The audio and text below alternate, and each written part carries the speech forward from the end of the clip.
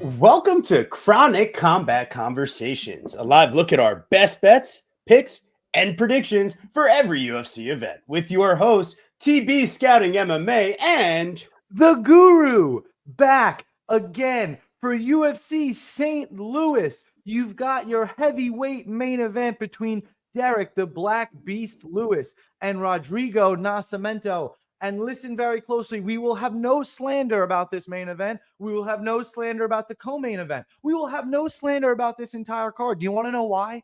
Because they're not in the fucking Apex. But before we could break down this card, we have a very, very special guest in the building, a friend of ours, MMA Twitter's favorite fighter parody account by far. He's got a new podcast, Split Decision podcast, over on the All-Star Network. PC Strickland, what's good, brother? Good to see you. What's going on, guys? I'm excited to be on here, break down some fights. I don't suggest anybody takes my picks today, but I got you guys. Hey, the deal is, though, go undefeated, full card. You guys might have to bring me back later in the future.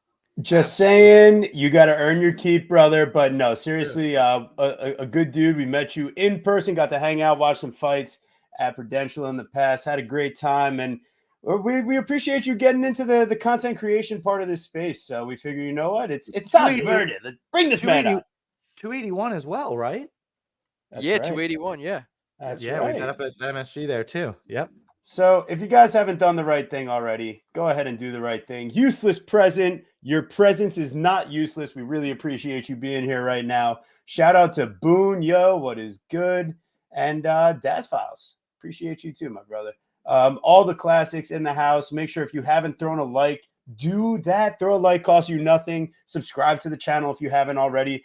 At PC Strickland MMA. Make sure you're following his content out there. Absolutely hilarious. And just like a true degenerate and fan of the sport like ourselves and loves to have a good time. But before we can get into it, man, wouldn't it be nice if there was a place where you could just find where the best odds are on any prop on a sports book or like a money line? And then maybe if you weren't the best at gambling and you wanted some pros picks or maybe you needed some help with some DFS. Well, let me tell you, we got the place. It's fightnumbers.com. John Kelly, Pepe Sylvia, Ozzy MMA, Evan D, and the one and only MMA Giga Chad just recently brought into the fold. But no, they're a great time, and they bring some experience in certain fields of MMA picks that we don't necessarily, especially with the DFS, with the advanced statistics. Yeah, no, they're doing a great job. And yeah, Daz, you always have been a classic.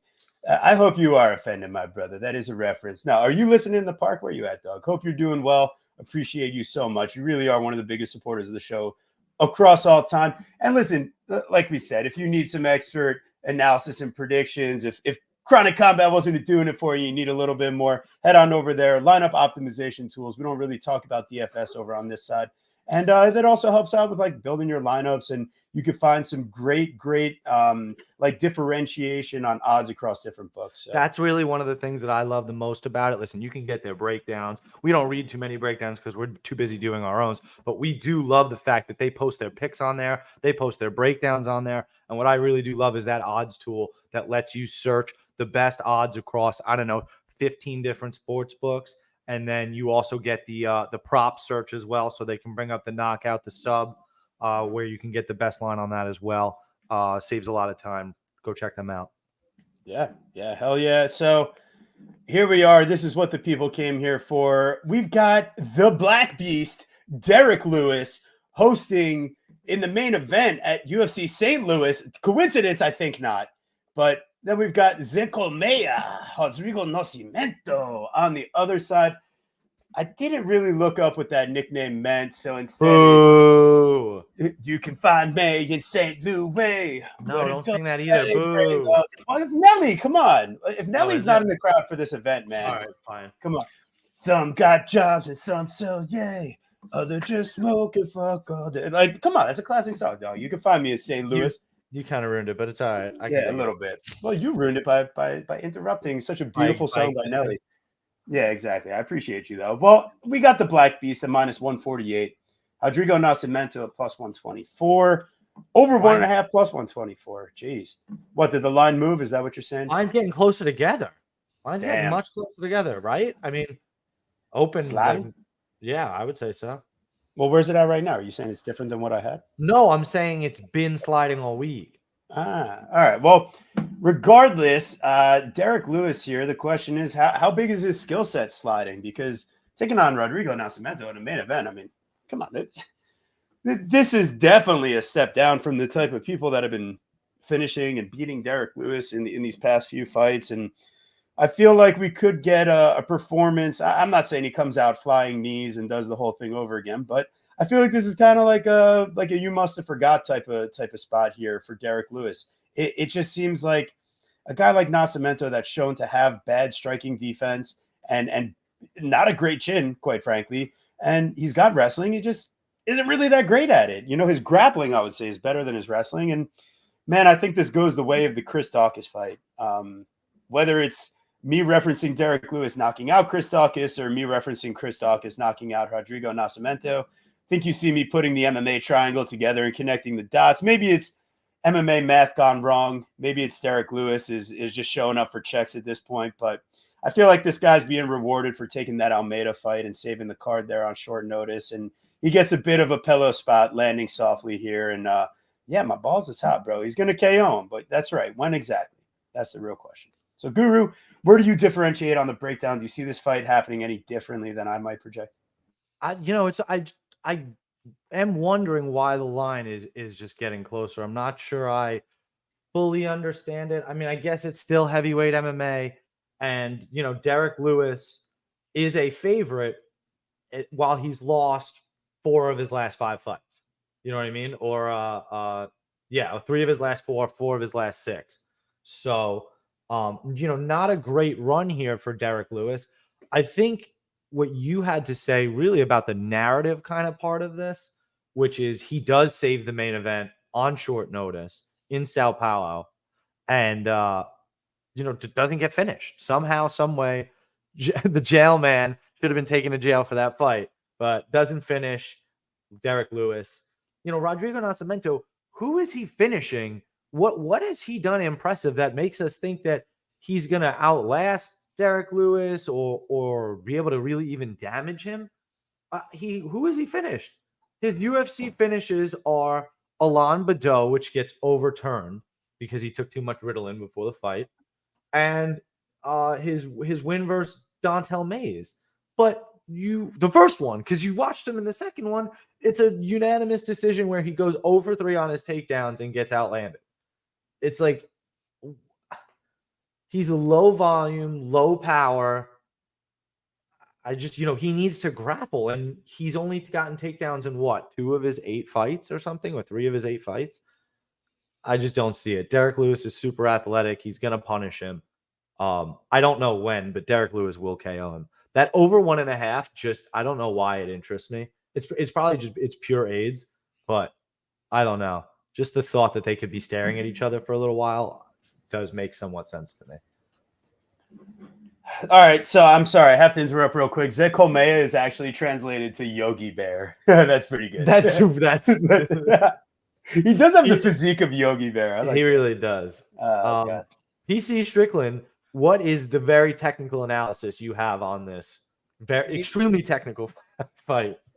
Yeah, extremely technical indeed. And I am not interested in the over 1.5. Is that what you said? I'm not interested in that. I think it goes less than maybe 2.5 minutes, 3 minutes in total. So maybe half of the first round.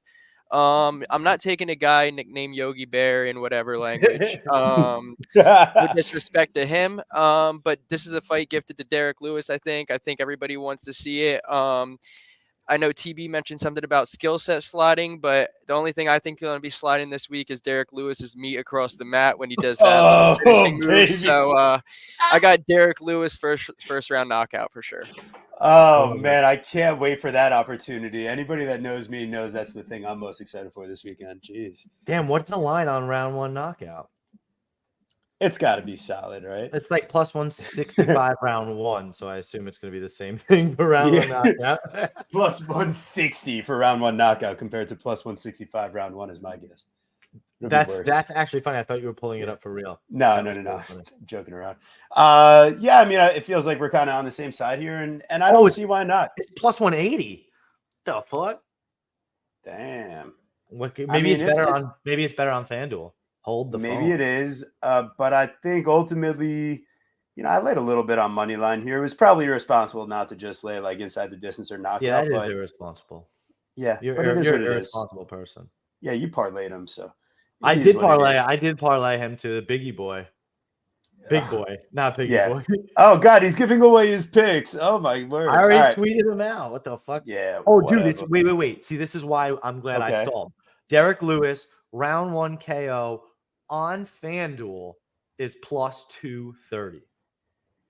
Damn. And you can get the round 1, round 2 KO grouping at plus 120. Oh So, damn. oh damn. All right. That sounds fair. I appreciate the props at plus money, especially what Lewis is.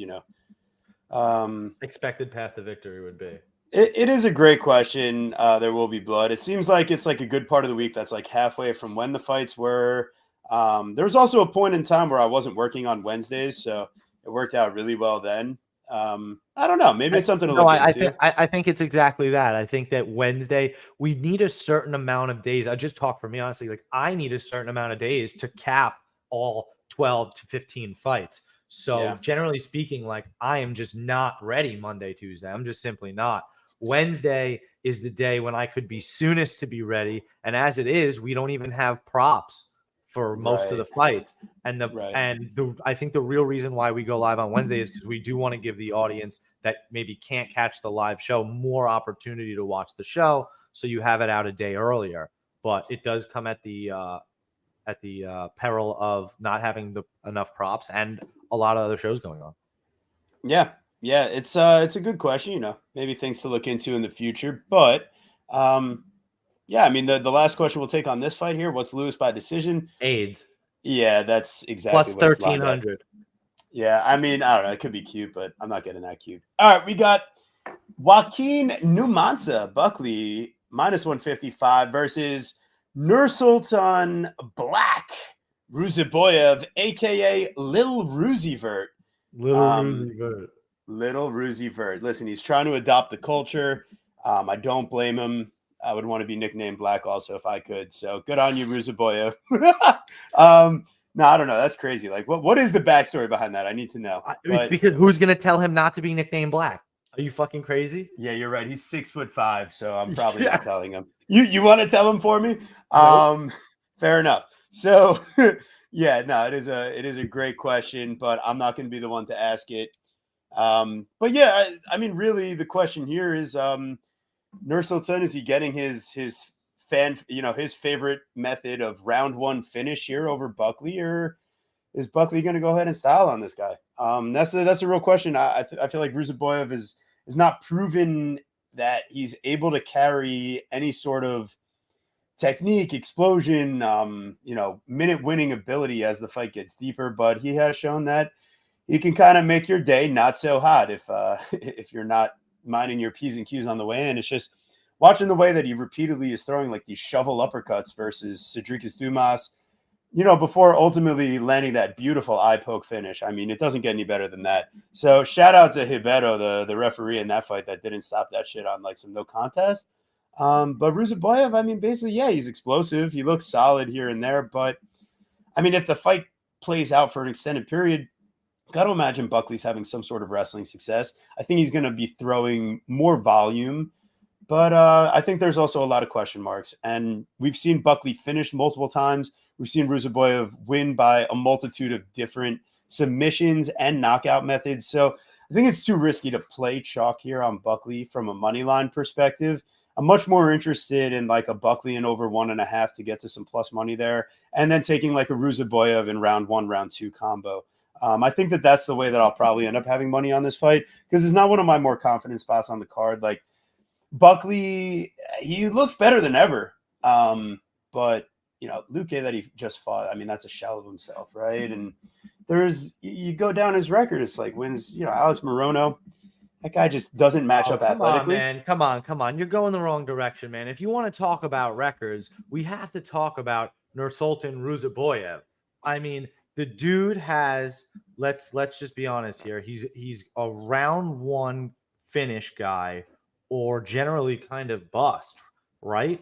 I mean, let's just be honest. The dude has over 18 round one finishes. And when you look at he's got 8 losses, all 8 of them have come at welterweight, 170 pounds. Every single one of his fights that you've seen lately, since basically 2021, has been at middleweight. And again, who did he beat? Okay, he beats somebody who's really small in Bruno Ferreira, who, yes, you want to tell me that him and Buckley are a same height. They're not the same reach. They're not the same athleticism. And he kind of it's like, I don't know, not that the finish was fluky, because obviously the dude has devastating power. But the thing that dropped him didn't kill him. It was the ground and pound that killed him. And then you beat who? Cedricus Dumas? The dude doesn't have the same level of athleticism, footwork, striking prowess. I mean, let's just be honest. Joaquin Buckley is much more difficult to hit and way more shifty than these guys. It's 2 levels up at a different weight class on short notice in Buckley's hometown. If you want it, you have to take Ruzi round 1. If you're not betting Ruzi round 1, like, you're crazy. To me, it's his win condition, because what I think you've seen at these lower weight classes is that he gasses out when he doesn't have the power to finish him. And then, somebody takes over. And that's exactly what I expect Buckley to do. As long as he's not getting Kimura or flatlined, this dude's going to take over. He's going to dance on him, move around, mix in some wrestling. Nursultan is not some unbelievable grappler, defensively anyway. So I like Buckley here. But you have to take Ruzi round 1. What do you think, PC? Yeah, you know what? I didn't realize that Ruzi's nickname was just the color black. I want to know what that signifies more than anything. But since I don't know, I was trying to figure it out. I mean, he's not necessarily near the Black Sea, but like maybe, like, he's kind of close. Like, the Black Sea is near, like, brother, in there near Russia. Just saying black, that's not even close enough, bro. He's just saying black. I don't know what it even means. I will say, though, I'm gonna go with Buckley, only for the reason I'm hoping there is a adult day club somewhere nearby the arena where he can go pretend to be a rapper and party while adults have to listen to him dance around. That's what I'm hoping for. So as long as there's like a little adult nightclub Buckley can hang out at, I'm taking Buckley. You know what? Decision Buckley, decisionator. That's what I'm going by. That's what I like. That's what I like too. I like Buckley in the over 1.5. I like the fight to go the distance. I like that. This guy's middle name is Dilshad Beck. And then he has like an O''G''Li is his other middle name. Maybe he just likes a black wolf or a black sheep or something. I don't know. Maybe he's the black sheep of his family, being 6'5". Yeah, I don't know. Lost in translation somewhere. Yeah. But ultimately, there will be, Bud. You are correct. It is a good fight. I am looking forward to it. Yeah. But weird. It's a great, but it's weird. Did Nursultan want to be at welterweight moving forward? Like, is that what he decided after fighting Dumas? Which the fight should have been a no contest, by the way. But, whatever. Yeah, I don't know. It's interesting. It is. He's never fucking. So it's just black. Amazing. Yeah. But why black? That doesn't make any sense. That's so funny. Listen, why not? Maybe they've seen him in the showers. Maybe, What? All right. We've got Atomic Alonzo Menafield, the disciple of one Pat Barry himself, versus Black Jag Carlos Olberg, out of the City Kickboxing Gym. Guru, do you have any strong feelings here? I do like Carlos Olberg, but I don't necessarily want to have him in an AIDS parlay. And this isn't even necessarily the fight that I have like the strongest feelings about props or anything like that either. Alonzo Menafield loses the minutes versus Dustin Jacoby, but wins the moments. And here in this fight, where he's usually the more athletic, stronger guy, right? Like, that's usually what's working to his advantage. Like, I don't necessarily see that as an advantage here versus Carlos Olberg. So Well said, Zach. That's really funny. But yeah, I do like Carlos Ulberg here. His KO loss came when he was tired. So can Alonzo Menifield tire him out? I guess it could be really interesting if Alonzo gets straight to wrestling and trying to wear on Ulberg's arms. But we're talking about Alonzo Menifield here.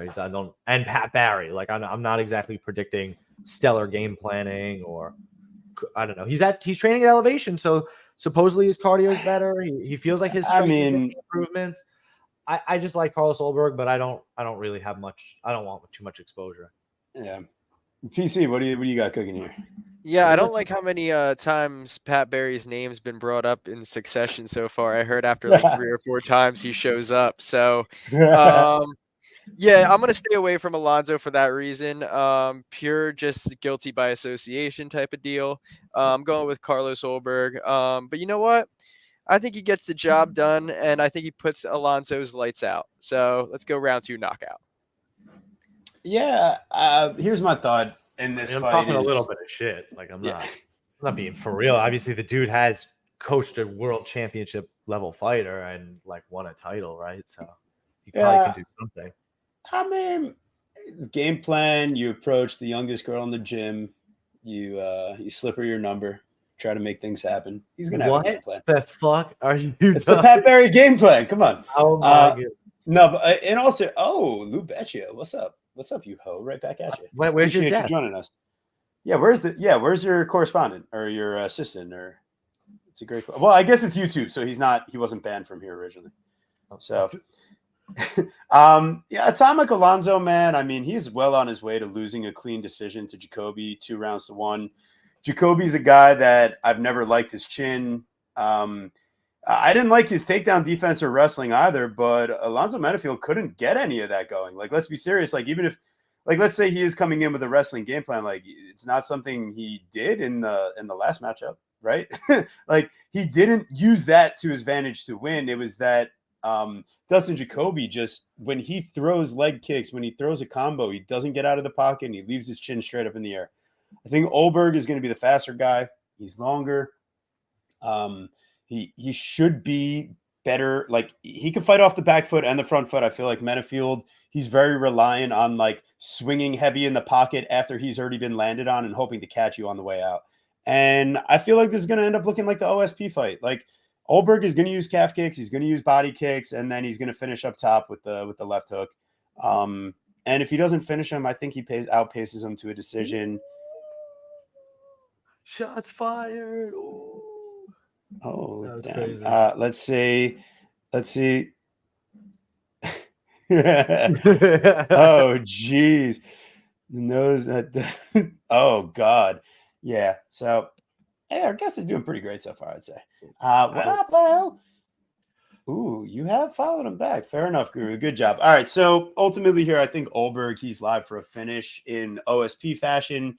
Or he's live to win, a pretty clean decision. How about how Ulberg pulled it out of his ass to get us that finish cash last fight versus Daung Jung, gets the Brazilian tap, and the cameras see it and they pull that shit back and we cash. Gotta love that.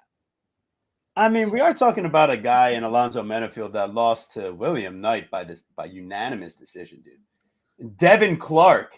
By unanimous decision. Like, I don't think Ulberg is someone that's a title contender in the future, but I think he's got what it takes on the feet to beat Alonzo Menifield, who I can't trust to do a I can't trust that guy to actually go in and use a wrestling game plan and knock gas out from it.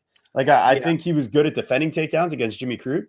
Good for him there, but even so, it's just he subs him in round 2, right? Like, yeah, but come on, but like Jimmy Crute, like the draw and then the back and forth win and then subsequent retirement from Jimmy Crute shows exactly where his head was for those 2 fights, and he still doesn't even look good in them. And Misha Serkinov and Askar Morozov, like, come on, man. So, yeah, that's fair. All right, best I can do. Go Diego. Tejeda versus Mateusz Rabisti Rambecki. And Rabisti was his own like nickname before the UFC, and the UFC like refused to pick it up apparently because they do not list a nickname for Mr. Rabisti himself. So sketchy, I would say. That's fine. Mateusz Rebecki here. I mean, he's given up a lot of size. We're talking 2 inches of height, 6 inches of reach. That's more inches than Luke could ever dream of, I'd say. Wow. Oh God. But ultimately, I think Diego here, he just hasn't shown the quickness to really take advantage of his reach advantage here. I think Rumbeshki, he's not necessarily the cleanest striker with the best defense, but he should land more damage here in the long run. His wrestling, it's good. I just don't envision him holding down Diego, though. Diego doesn't really get held down by anybody. Yeah, he can get chain wrestled and end up in crazy extended scrambles, but realistically, it's generally guys using their wrestling to make sure Diego doesn't grapple them, and then they can outland him a bit on the feet. Or I mean, Michael Johnson is cleanly winning that fight until Diego lands the kill shot. And I mean, I get it, man. Michael Johnson is a really good striker. There is a piece of me that wants a bet on plus 300 Diego. And if it were to happen, I need to see that like Osterine Diego is back in the house. Like, I need to know that the guy that got suspended by USADA just realized that USADA's gone and this is his last chance. So, yeah, I mean, honestly, because I don't want to fight Steamroller. Come on. That guy's good. He's fun. But yeah, I mean, this should be a Rebecki win, and I'm sure that's what the UFC would love as well. There's no way I have him in a parlay, and I don't even trust the guy to necessarily get a finish here either. You know what I mean? Like, unless, once again, if Diego's coming in with already like displaced ribs and he's hurt already, yeah, certainly. You have literally low T. You have no T. You need to go call Nugenics and Paulo Costa because you have no testosterone in your body at all. Oh, so what do you got? Rebecki minus 380 parlay. Oh yeah, baby, give it to me. No, Rebecki by finish, bro. He's gonna finish him. I like the round 2 and round 3 props, because I just don't really trust Diego Ferreira at this stage in his career. When you look at who he's lost to, he gets out grappled every single time. I mean, other when he's getting slapped by Dustin Poirier, you're losing to Beneil Dariush twice, Gregor Gillespie, and Mateus Gamrot, and most of those are finish losses. I just don't really see it. Michael Johnson fight showed me all I needed to see. He's shooting takedowns from a mile away. He can't get them. He's losing on the feet to Michael Johnson, losing the fight. And Michael Johnson, what he loves to do, snatch defeat from the jaws of victory. And he goes full timber and just drops one of the nastiest KOs of the entire year last year. So was I happy with my Diego Ferreira bet? Absolutely not. You can't be. I mean, you have to take the dog money against Michael Johnson. We always know that. But like, he did not look good in the fight. And I can't imagine that he's going to look good here against a much more athletic, scrappy grappler who, like, okay, his striking defense isn't great. So fucking what? Diego better land a fucking bomb then, which of course he can do. It is a fight, and I do think that is Diego's path to like honest victory. But I just don't think he's going to do it. Rebecki hits his calf kick is fucking lethal. He's going to chop the shit out of that calf and grind Diego down until he finishes him. And I think he could be a ground and pound. So I like round 2, round 3. Don't even have to take a method. All right. Not bad. I mean, he does. Diego's only ever lost by knockout, though. Like, by finishing, so, Rebecki round 2 is plus 500 and round 3 is plus 850. Well, but if you did like round 2, round 3 KO grouping. Ooh, you're talking so dirty to me. Yeah. I know, because also, well, he got knocked out round 1 by 400. 400, yeah. So he's got a round 1 knockout loss and 2 round 2 knockout losses. PC, what do you got cooking? Yeah, you know what? I'm going to go with the age in this one. You know why? I'm not picking a dude with 66-inch arms.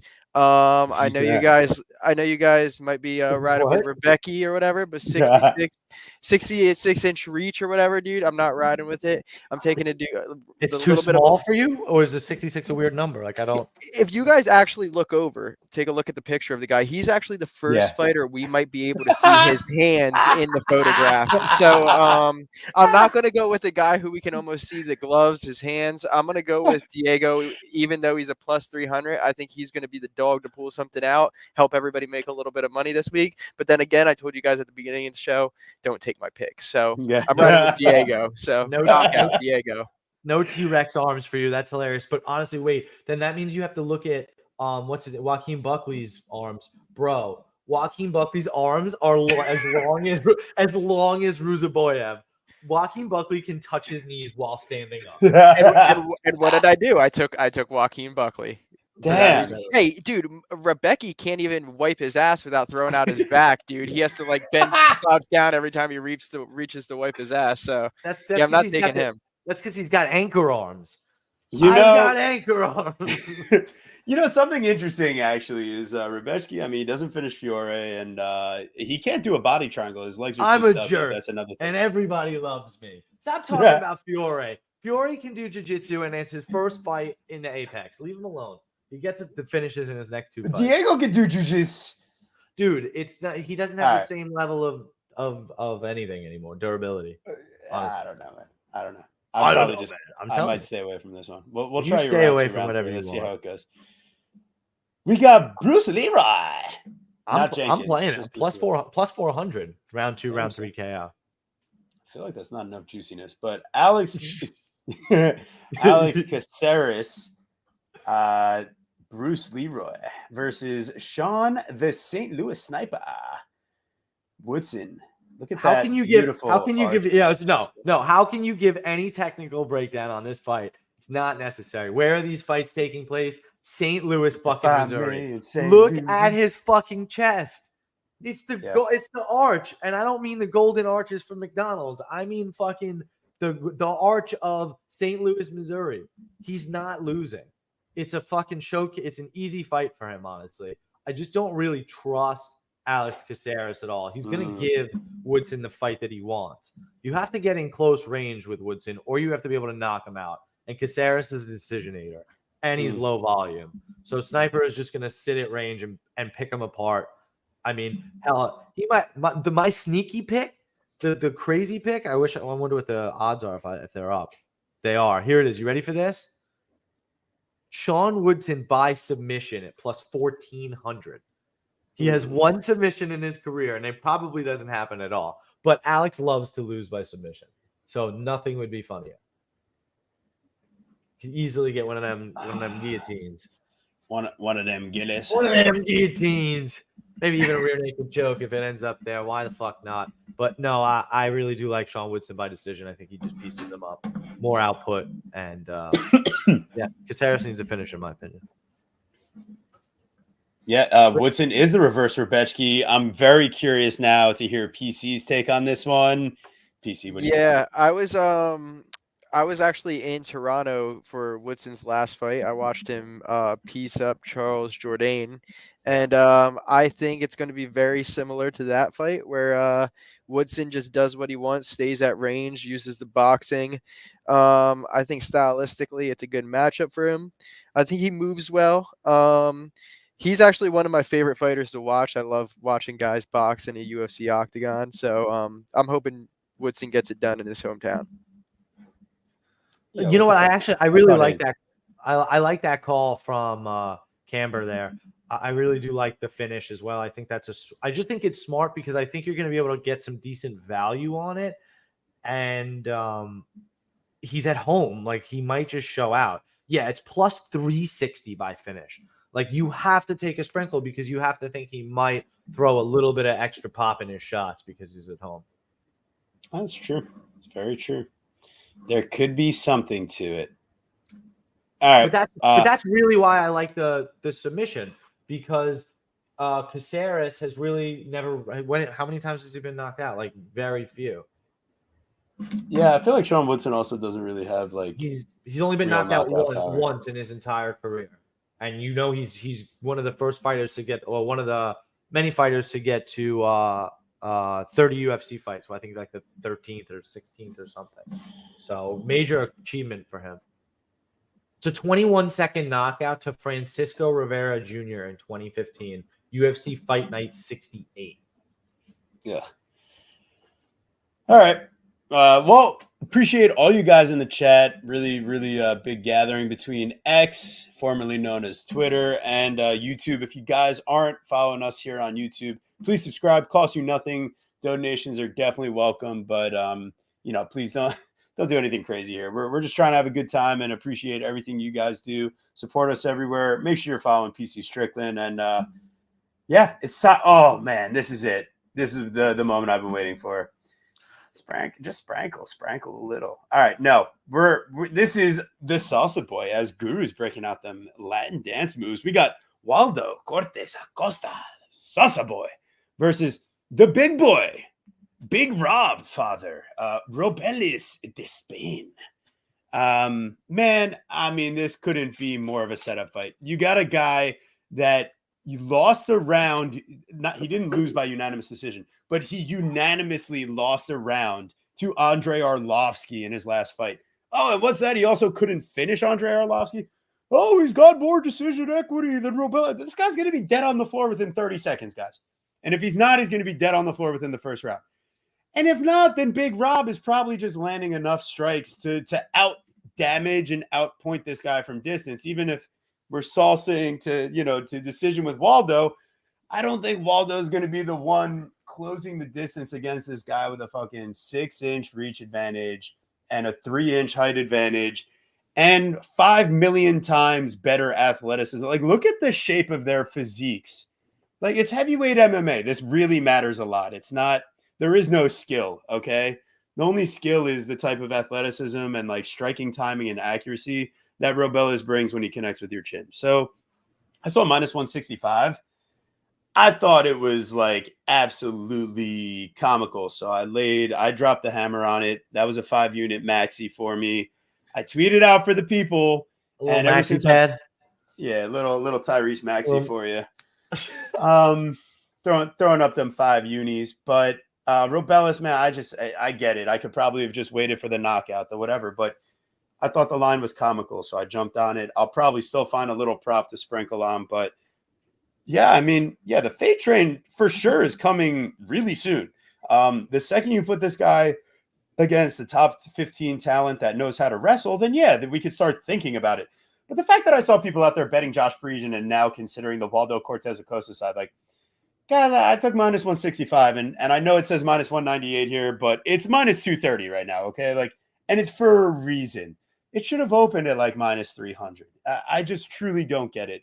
Athleticism, power, devastate. Like, we got a guy that's been to 4 decisions in the heavyweight division in the UFC. Can I shit on Salsa Boy anymore? No, I can't. It's time to pass off the mic. Guru, what do you got? I got a couple props. You probably got to take Spain by KO round 1 plus 110. That's what it is now. I'd imagine it probably gets wider. You know what's actually really funny though? The round 1 prop is minus 105, but you can get the submission for Spain round 1 at I lost it. Give me a second. At plus 2,800. Plus 2,800 by the submission. How funny would it be that everybody and their grandma pours all their money into him by KO and he gets the club and sub? That would be some funny shit. I mean, it would be funny, but what has made you even think that would be something he would do? Like, I just don't. I don't get it. Nothing at all. No. Just because. I mean, digging to grandma's couch. Maybe one of the viewers will be so nice to give you a donation. That's to grandma. Make that bet, that's just a grandma's. I would not recommend them. No. I do think that he gets the KO. And that's it. I just think it better be over quickly. I'll tell you that. Because if it goes late, it's not that I think that Cortez has some sort of incredible gas tank or anything like that. It's just that he could just start wrestling, and that would be a problem. Yeah, fair enough. PC, what do you got here? Yeah, I think the only way this fight goes to the ground is if one of these guys gets knocked out or they slip. I don't know though. I saw Guru dancing before. I don't know if Salsa Boy is actually for the salsa dance. I think it's more for chips and salsa. So I'm gonna go with my boy Despain. I think he's gonna get the job done, piece him up at range, finish him on the feet. I honestly, the way it's looking, this whole card could be finishes straight through the way it's picking right now for me. So I'm liking it. Yeah, should be a banger of a card in front of some live audience. So I think we're getting some great fights here. These are some Yeah. good matchups. I agree. And as you guys know, I parlayed Despain and Mr. Black Beast Derek Lewis. Nice. I mean, it makes sense. Surely makes sense. I mean, kind of. I did them separate. You could play them separate. You could play them by finish separate. Do anything you want. It's a free country. Oh, I got that on the money line, by the way, and I tweeted it out. For all of the people that aren't already following me on X, if I see some funny lines, I'll make sure to put them out there because you don't need to play minus 165 KO if you already got minus 165 money line. So, all right, we are at Chase the Dream Hooper versus Vyacheslav Borshev, Slava Claus. This is like probably one of the most binary fights you could possibly make. It's the truest grappler versus striker matchup you could have possibly ever dreamed of. Quite frankly, there's no real handicap besides Slava KO, Chase submission, and call it a day. It's probably I'm taking a money line shot on Chase the Dream. Also, we got a small octagon. We got a guy that gives up back takes if you ask him nicely before doing it. Slava will definitely put you on the nice list as long as you're asking before taking his back. He'll let you. And yeah, it's just I think his grappling defense is so bad, and Hooper's not submission reliant on the mat. He's also got some really good ground and pound from top position. So I just feel like he would use it to ultimately take the neck. Like Slava's tough. I don't think you're knocking him out, but I could totally see a submission coming through. So I'll go Chase Hooper here.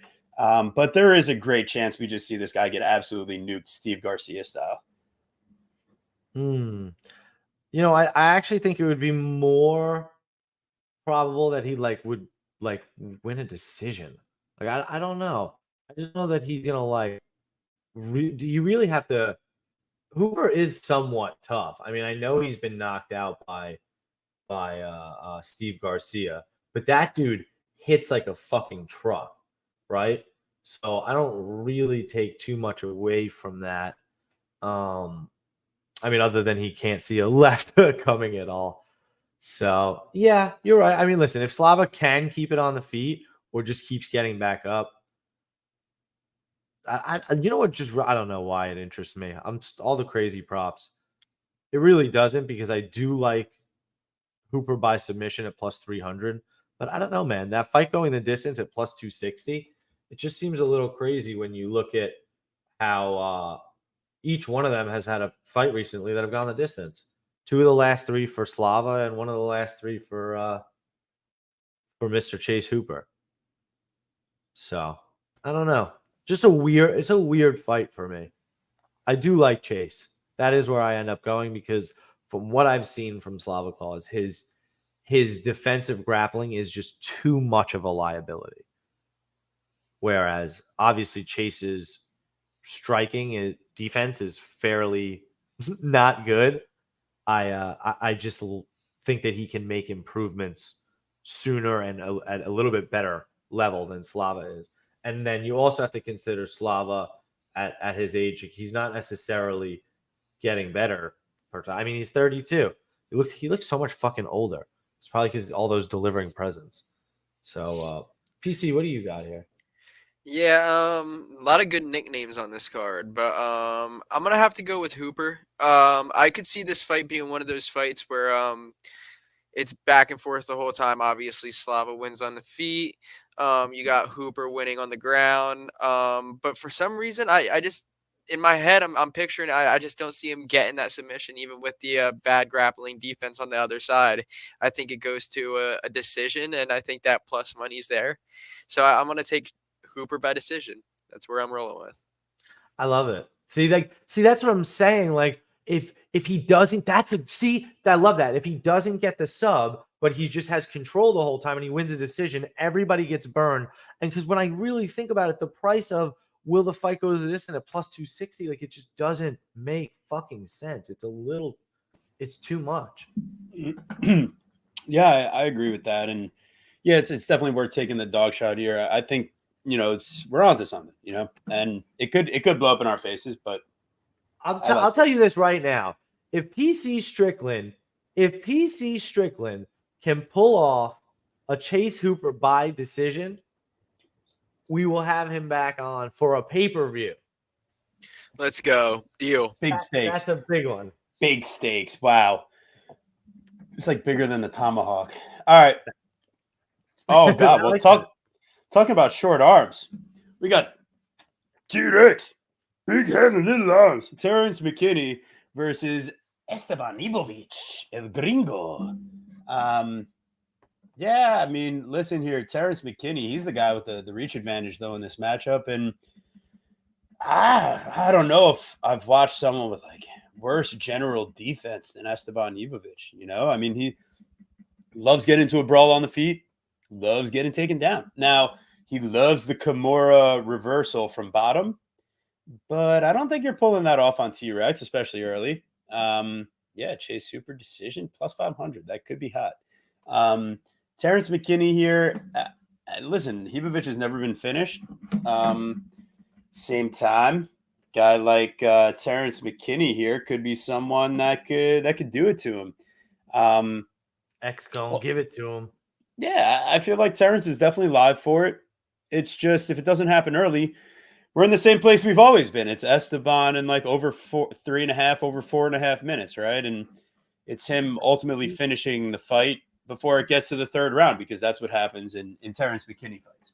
Is it doesn't go the distance, it happens fast, and if Terrence isn't winning early, he's losing before it turns late also. I would think the funniest thing would be Esteban not being good enough to take advantage of the Terrence gas out give up, and McKinney just like being able to, I mean, like Ibovic defense that bad, what if he just like takes him down and wrestles him a bit? But ultimately, I'm not pulling the trigger on the Terrence money line.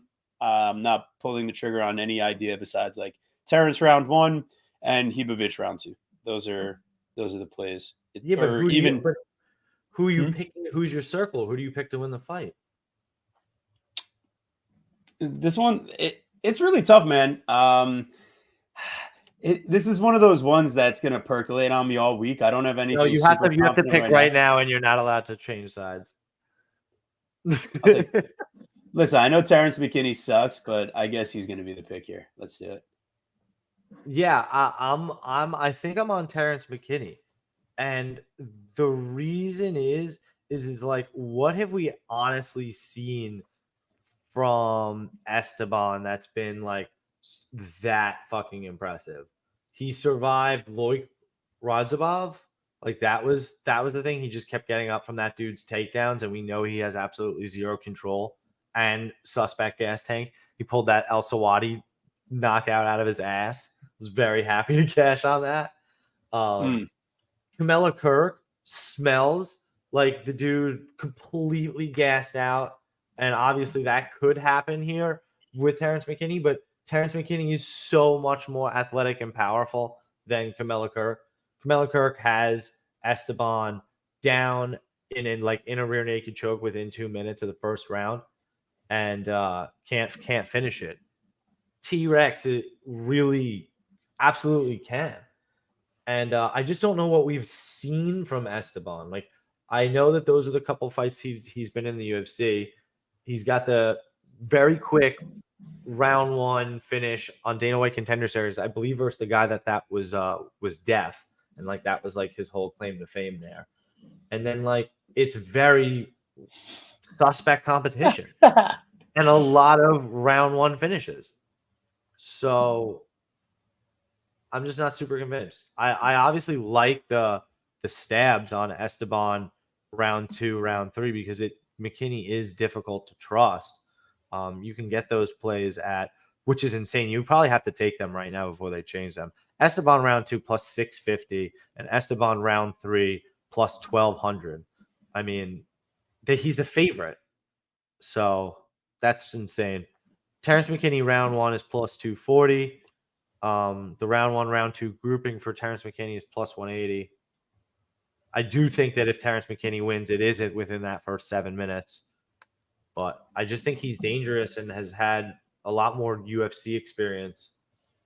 So I do lean Terrence here. PC. Yeah, I'm probably gonna go with Terrence, even though with the short arm competition that's been going on all night, Terrence has a little bit of a longer reach. I think Esteban seems like one of those NPC just throwing in guys.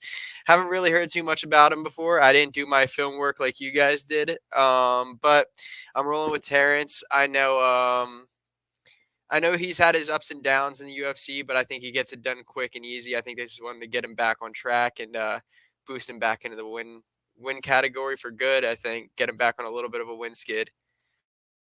Yeah, nice. I think so. I think this is definitely a winnable matchup. Yeah, what's going on, Phantom Punch?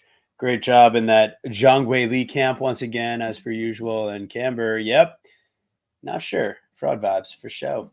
So listen, it's fraud But, v fraud. Let's take some plus money, right? questionable vibes. I just don't know what his level is.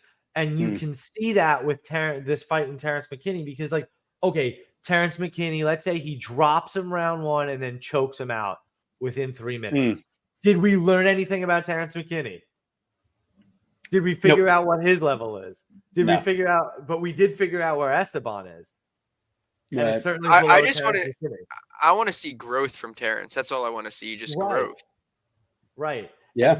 And this is a type of opponent where you need to show it. And he's malleable. He's been hit on the feet and will sometimes get hurt on the feet and not win the fight there. He's been shown like I just said, in his last fight versus Kamela Kirk, getting grounded out, getting taken down in round 3. Dude, Terrence is one of those guys who I want to see. Like, you get to see his career, like his ups and downs, but you get to see it for a long time, and then you get to see him blossom towards the end, or whatever the case may be. But I want him to be around for a long time, and you get to follow his journey, where it's like a full UFC guy, full UFC career, and you would get to watch it the whole time. So I'm hoping for better outcomes from him and growth, like I said.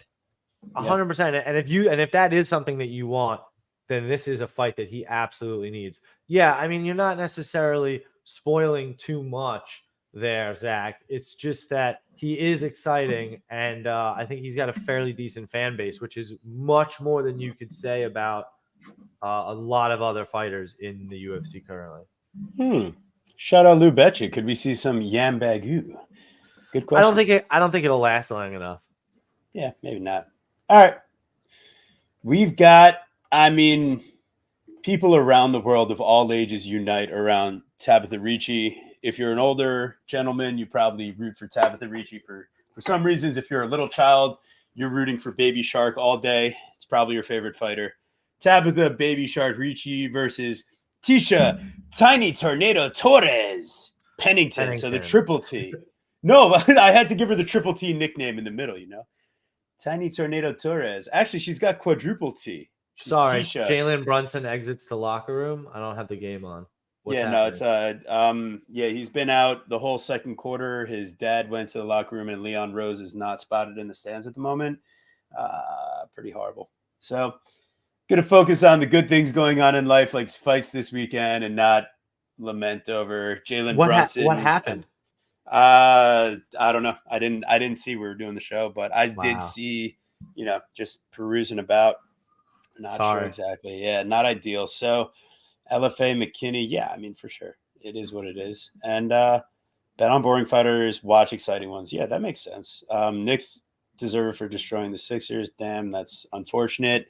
OG Anunoby's going crazy, though. But what you guys really came here to find out is, what's Tisha Pennington going to be like after having a child? Well, she's already basically on weight, like right now at this very moment. So she's in phenomenal shape. But then again, we said the same kind of thing about like Jermaine Durandamy, right? So, come on, but come on. At the end of the day, much better than we expected her to be, and a high level fighter in this division. That's fair. What's up, Triple C's? Yeah, what's going on? Like Norman Dumont came in unbelievable shape. Next And pay-per-view show, we will have the one and only Protect Your Neck, Dan Tom on the show. So make sure you guys are checking that out. Yeah, man, no, it's a great question. Like, where is Tisha from like a sparring perspective? Is she gonna look like the same fighter she looked like when she originally had left? And I mean, even if she's like 75% of that fighter, she should be favored in this fight. That's the fact of the matter. Like, she's not being held down by anybody. Ricci's not really taking down anybody worth anything, you know? And then Tisha, I mean, she's got more volume on the feet and she lands at a higher differential. She's got better accuracy and she's got better defense.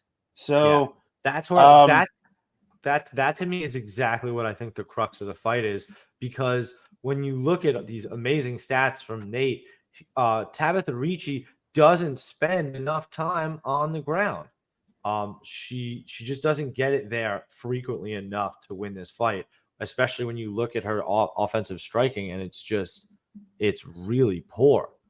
So I have to take the dog shot here. Could look crazy, but at the same time, like, when have you seen Tabitha Ricci just like actually smother somebody to a decision, or get a finish or do something impressive? I know, forget like how not look impressive. Like, what has she done impressive?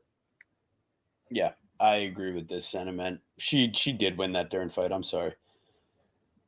PC, are you able to contain yourself for this matchup? What do you got going on? Yeah, I do pretty well containing myself around various different genders, different varieties, animals, whatever the case may be. I contain myself pretty well. Actually, you know what? For women's MMA, I'm not a big bettor, but I always give out one piece of betting advice to anybody who bets on a women's fight. It's going the distance. I think it's going to be a decision. Tabitha Ricci. Chances are you get a finish, very slim to none. It's like getting back-to-back home runs in a baseball game. It's like seeing a 50-point game in an NBA game, maybe 4 or 5 touchdowns from a quarterback in a football game. It's very rare, so take the decision, Tabitha Ricci. Oh, Tabitha Ricci by decision. Yeah, just Tisha, coming off that, Baby. Yeah, baby, and getting Raquel's big D, might be messing her up. So I might go Ricci. Ricci by decision is plus 120. Fight to go the distance in general is minus 360. Yeah. When I did this slideshow, they didn't have the over-unders posted, and I meant to come back to it, and I was too busy before the show. So oopsies. It's definitely not over 2.5 minus 180. So I'd like to apologize. All right, we're moving on. We got Billy the Kid Goff versus Trey the Truth Waters. We were asking a while ago, why hadn't we seen Trey Waters in so long? I let you guys know it takes him an extended period of time to cut weight. That's why we hadn't seen him in so long. Well, he's ready now. He made it. Trey Waters is back. Ultimately, Billy Goff here, man. I'm worried about what happens as he tries to close the distance. And we've inevitably seen him knocked down in just about every single fight. It's just Trey Waters, in his debut. I mean, I watch him, really handle a guy that isn't throwing much on his entries. Like, there's no real, and he never really fully commits to it. Watching his matchup, I'm sorry, versus Quinlan. I mean, that guy, he's just underwhelming, relying on big power shots and not really striking in combination. Well, and anytime he did actually close the distance, he was able to find like 1 or 2 little, very small moments of success. Now, I feel like Billy Goff, his ability to mix in a little bit of offensive wrestling, dirty boxing, his willingness to just be an idiot and continue to come forward. I feel like it's worth taking a shot on. It feels like hindsight, it could end up feeling really stupid if the guy with a 5-inch reach advantage and a 7-inch height advantage keeps him at distance, doesn't finish him, but wins a clean decision, like Josh Quinlan's special. But I had to take a little dog shot here on Billy Goff. I think he's going to be tough enough to come forward, land enough where Waters, I mean, he's going to slow down the more you put this guy on the back foot over 15 minutes. And Quinlan just never really took advantage of that fact. I think his calves are open to being kicked. And he's just, yeah, exactly. There it is. Perfect. Waters has one of the worst cage positional awareness that I've ever seen. Yeah, exactly. He's just going to get backed up with the pressure all fight. And even if he has some success early, I feel like he's going to slow down late. He makes a huge weight cut. Got to imagine he's slowing down here as I've seen him do before. So I'm going to go Billy the Kid a little bit on that plus money there. Did you give him that nickname? I did, didn't I? Does he have one, though? I didn't see one on UFC stats. Oh, goodness. I don't hate it. Oh, that's a ringing endorsement right there. I do not hate it. He's just a very young-looking fellow. And now he has very long hair. It's weird you don't have you gotta have a new picture of him, yeah. You gotta get that. Gotta get them updated pictures. Updated pictures. Yeah. But no, I do like Billy Goff here. I think he's a fucking savage. I think he's got really good footwork. I think he's dangerous. He lacks some head movement sometimes. He just loves to eat a shot, to give a shot. But I just don't. What does Trey Waters do to actually keep somebody like Billy Goff at range? Does he throw a ton of output? No. Does he have a ton of power? No. Is he super dangerous in any specific area? Not really. He's one of these guys that is, fairly. He's got a good size for the division, obviously, as TB joked about earlier. But he's fairly middling. Like he's decent everywhere, but not really great anywhere. He's got a bunch of wins that he got snatching victory out of the jaws of defeat, just kind of pulling it out at the last second while he was getting beat up. So not somebody I like, and certainly not somebody I'm interested in at minus 160. So give me Billy the Kid. PC. Yeah. So I don't know. It's a toss-up for me, but when it's a toss-up, I go down to a few variables. I know you guys like to go to the fight analytics, watch tape, maybe go by the numbers that are on the screen, right? But what I like to do is go by what's on the body. I try to look for wildlife tattoos. For some reason, guys with wildlife tattoos win more often than guys without wildlife tattoos. And it looks like to me on the chest of Trey Waters, there might be a wildlife tattoo there. So I'm going to go with Trey Waters by decision. I think he gets it done. Wildlife tattoos. And if you don't know either, ethnic hats are a huge one. If a fighter walks out in an ethnic hat, change your pick. There is an incredible statistic of Khabib's, Merab's, anybody, Shavkat's, Jandradoba's been wearing a hat. She's been winning. You find Oral by last week. Yeah, Oral by, exactly. Ethnic hats are very well winners at all times. So, okay, so what if Goff comes out in a snapback and that is an ethnic hat to the frat boys? It doesn't work like I had a very hard discussion with a few people actually in the board of commission for ethnic hats. I was actually inducted in. And snapbacks, snapbacks. I actually tried to push for like Yankee hats for New Yorkers and stuff like that, but it got turned down, unfortunately. Okay, but let me. Can I say two things before you get sold on your wildlife tattoo? Number one, it does look like that tattoo on his chest is like a demon devil thing and not an animal. So that's one. And then number two, literally in my notes, it says that Billy Goff has a Rick and Morty tattoo on his left thigh. So I don't know if you like that show, but if tattoos are a thing, that might be important scouting information. You know what they say, no man who I think it goes like something like no man who watches anime or jerks off to anime can beat me. So I'm not going to watch anything with any anime fighters. I'm actually going to go away from that. So I'll stick to the half demon tattoo. I love it. All right. Yeah, that's fair enough. He's smaller, over 2.5. That's not a bad idea. Plus 135. I can get down with it. Nice idea, Amber. All right, this is it. We got Ida G. Charles Johnson versus White Kong, one of the worst nicknames ever. I definitely didn't come up with that one. Jake Hadley. I do worse than that. You can keep that one. I'm not even changing it for you. Yeah, I'm not even touching that shit, Jake. I mean, this is just an embarrassment to the culture. But energy here. Once again, we got another hometown guy. Someone that's been begging to fight in front of crowds. Not only are they giving him a crowd, they're giving him his hometown.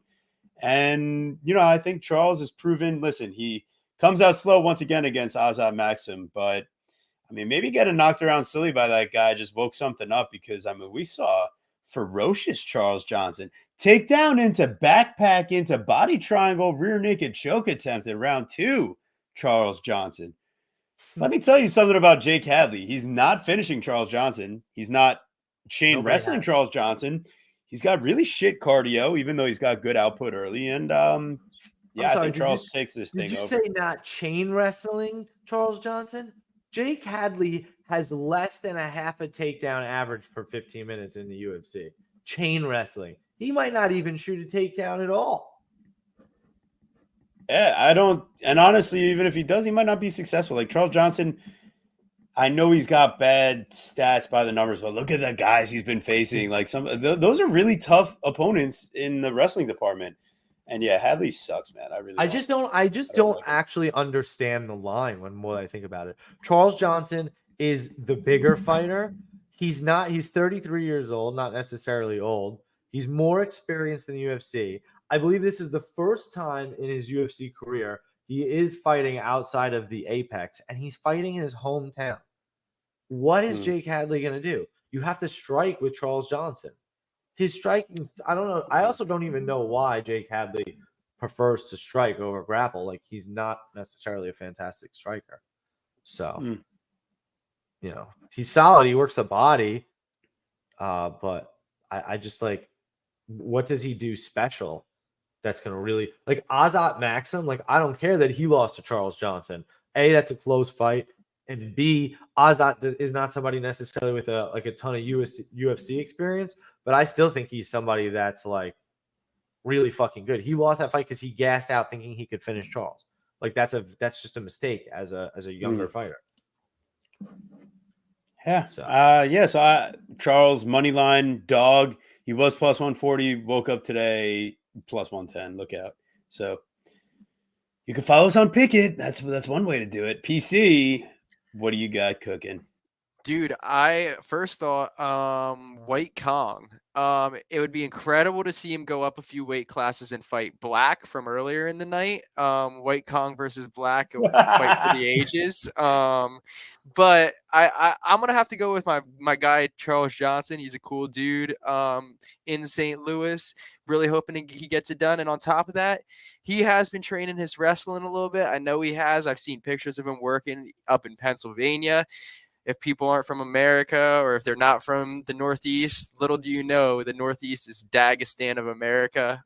So he's training in the right places. I think Charles gets it done. And I think like his story is cool too. I want to see him go for a little bit longer in the UFC and keep pushing and get more wins. I agree. I love that. I like it. When the triumvirate lines up, man, doesn't get any better than that. We got the Night Train. What do you got, Guru? I was just gonna say, if you just look at fucking Hadley's wins, they're against just the Malcolm Gordon round 1 knockout, Carlos Candelario losing the fight, snatches up that triangle choke, and then his other fights are losses. Like woof. Oh, I'm sorry. You beat Mitch Raposo on Dana White Contender Series. You're the man. You really belong here, dude. Man. And I'm taking the skullet over the receding hairline any day. Yes, 100%. Charles has accepted his fate and allowed it to overtake his personality. Jake Hadley has the shitty Cage Warriors wrestling too. The British wrestling. Fuck that, man. No way. I got TJ. Night Train, Jared Gooden, Kevin Ayers, you say. Who represents the Air nickname better? The guy that tries to throw 15 flying knees a fight in Charles Air Jordan, or Kevin Ayers, you say, because he has to spend so much airtime getting to the States for this fight all the way from Australia? The fuck? Who better represents the nickname? That's my question. That's terrible. Yeah, what's also terrible is the way that Jared Gooden was losing in the first round of Wellington Turman before Yes. ultimately getting a nice taste of the chin of Wellington Turman. Now, don't get me wrong. I What feel chin? like, What chin? yeah, What exactly. chin? Stiff Breeze could knock out Wellington Turman if it were to touch him. But Kevin Jusay, I mean, I don't love his game, but at the same time, I expect him to have more volume. I don't expect him to get finished by Gooden. I feel like Gooden is he's a solid enough fighter in a lot of different areas, but I mean, he's very slow defensively. He's not a great athlete defensively. He does everything great offensively, and whether it's wrestling defense or striking defense, he generally is a step behind and a punch too slow. And Jusay, I mean, he should be able to calf kick him. He should be able to use a little clinch control if he needs to. I don't like it. He's not a parlay piece for me. I don't think he's proven enough with the what. I mean, he faced probably the worst guy you can face in the division in Kiefer Crosby. Oh yeah, And Keeper then, Crosby. Yeah. yeah, I mean, come on, and Son Kanan. I mean, that guy's like solid enough, but Yeah, I mean, anybody can look fast next to that guy. So dude, but like, I mean, to say you wouldn't parlay him, I mean, what Jared Gooden? I mean, I don't know. He has to knock the dude out, right? well, So, Kevin and does have a it's a doctor's cut stoppage, I guess. to Jack Della Maddalena. Yeah, fair enough. All right.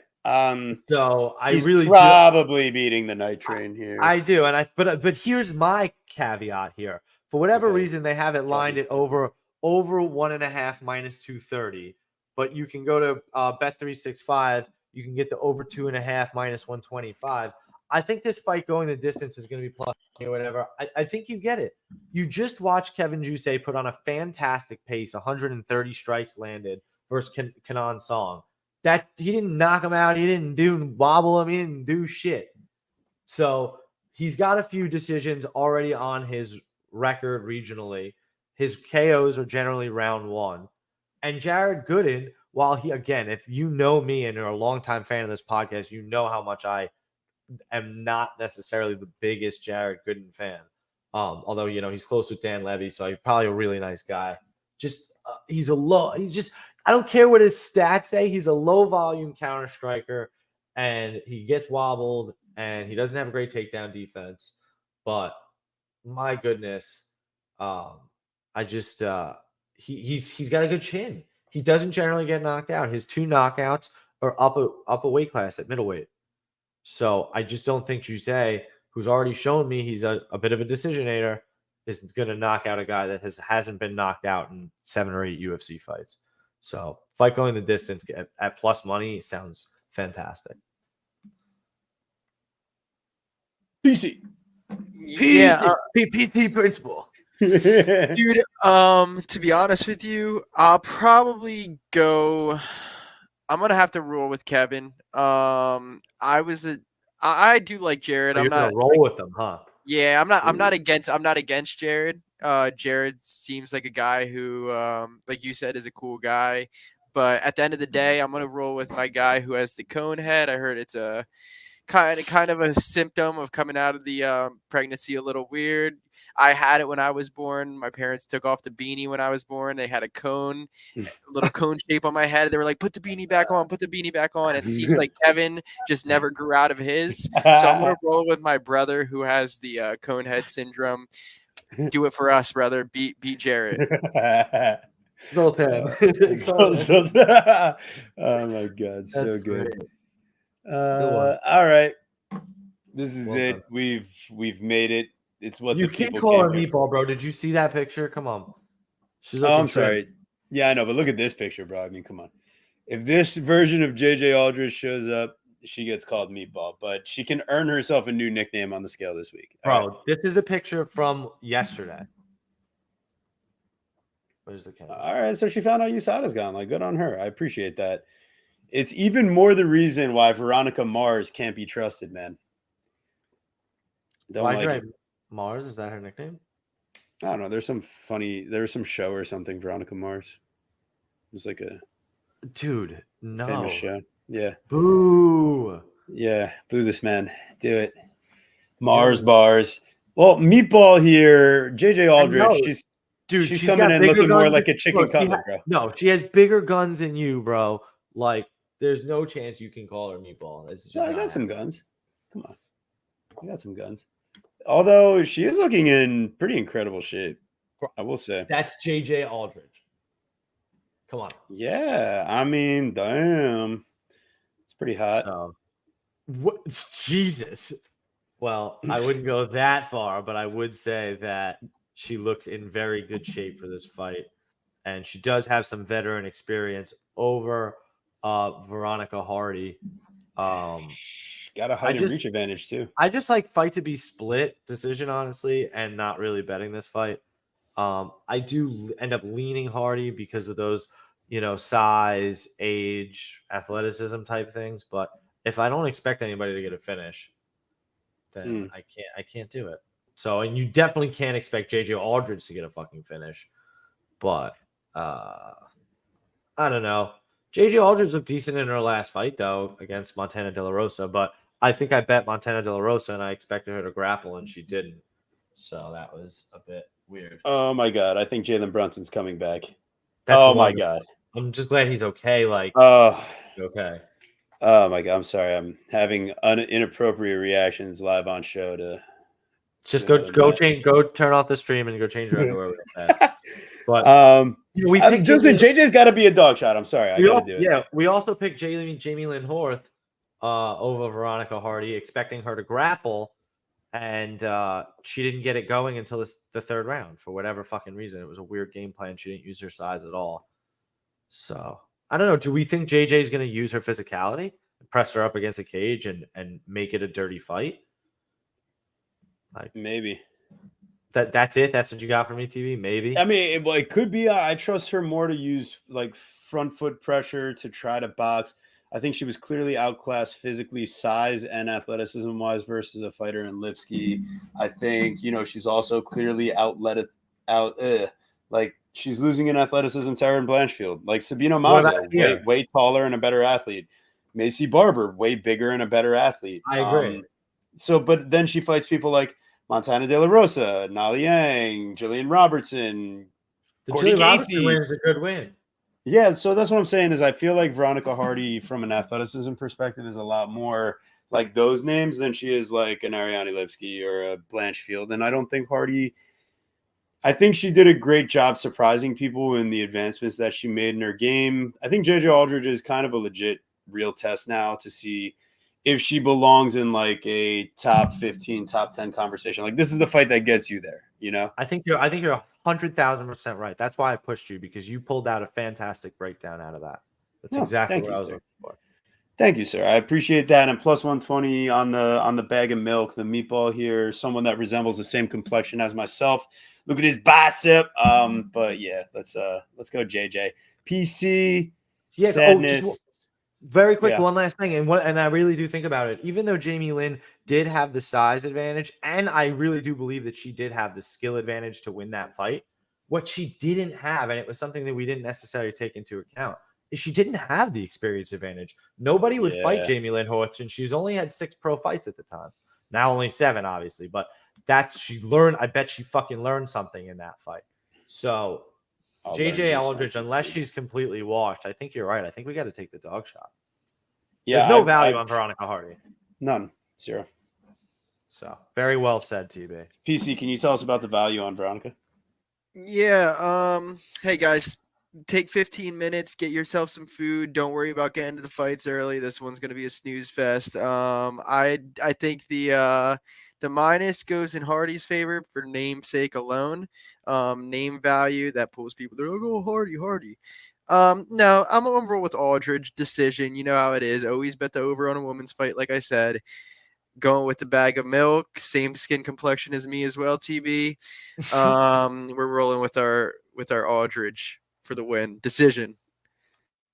I like that. I like that a lot. Good job. Well done. Everybody give a round of applause for PC at home. Doing a fantastic job on his first ever betting podcast. I love it. Good dude, big fight game fan, and solid guy to have on. Really appreciate you coming on, dude. No, I appreciate you guys. I've been wanting to come on. I always pop in and watch you guys when I can, when I get a chance. And you guys are cool people on the show and in person too. If you guys ever get a chance to meet TB or Guru, so great people.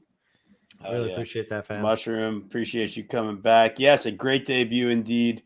If you guys haven't already, it's pretty fucked up that we got this deep in the show and you haven't thrown a like already, but there's one way to fix that. You can go ahead, throw a like on the video right now. It costs you, it's free 99, motherfuckers. So go ahead, throw that like on there. Please subscribe if you haven't already. As you can see, we love to have a great time. We love the fights every weekend. And it's just, it keeps you going. And in a life of monotony, there's always some fights to look forward to on the weekend and some, some good fisticuffs and some betting lines. And man, there's so many opportunities to take advantage of in the MMA betting landscape. Dogs every week. It's always a good time, and nothing better than doing it with my dog, the Guru, and PC. What a fun time too, man. Appreciate all your ambiance and keeping the vibes right, understanding the assignment here. And if you guys haven't already, make sure you give him a follow out there. Mr. Sean Strickland himself had the opportunity to meet up with him as well in person, and appreciate the man who's been translating for everybody. So shout out to you. Shout out to the people watching. Guru, why don't you go ahead and take us away, my friend? Yeah, man. PC did an awesome fucking job, man. And I just love what he's done in general. He went from just literally translating Sean Strickland's tweets to having his own fun parody account, troll account about life there, and then also just meeting Sean in person and doing his own podcast thing now. So go check out that Split Decisions podcast. That's fantastic. Really, really happy for you, man. And I'm honestly thinking that no matter whether we can get to 302 or not, we definitely want to go to the fight experience. So let's definitely meet up for sure and whatever. Dude, absolutely. Yeah, I'm trying to do some man on the street stuff, get some interviews with some fans. So if you guys are around, let's do something together. Hell yeah. We'll be a part of the interviews. That'd be great. Hell yeah, boys. Definitely. I love that. Excellent. Dude, St. Louis, I love it. Next week again, are we back into the Apex next week? I was trying to remember. I couldn't remember off the top of my head. Yeah, we are back to the Apex next week. We got Barboza and what's his face? I'm blanking. Nobody? No, I'm not helping. Murphy, Barboza and Murphy. Okay, Thank nice. you. Good job. Proud of you. Why, you didn't remember? Or you just wanted me to be quiet? No, you're here to close out the show. You got to be better than that. Come on. I'm watching the Knicks right now. I did my job. All right. Make sure you go follow his lazy ass over on Twitter, Instagram, Picket, Verdict Tapology, and Bet MMA. You can follow me, the Guru Scouting MMA, Twitter, Verdict, Instagram, Picket, Tapology, and Bet MMA. Thank you guys so much for joining us and being a part of our show. We will see you next week live at the Apex. Can't fucking wait. We got Just Win Baby coming on, so we're excited for that. Spicy. Very spicy. Very excited. Can't wait to see what he's got for us. So tune in and be safe out there. And hopefully Jalen Brunson is safe too. Jeez Louise.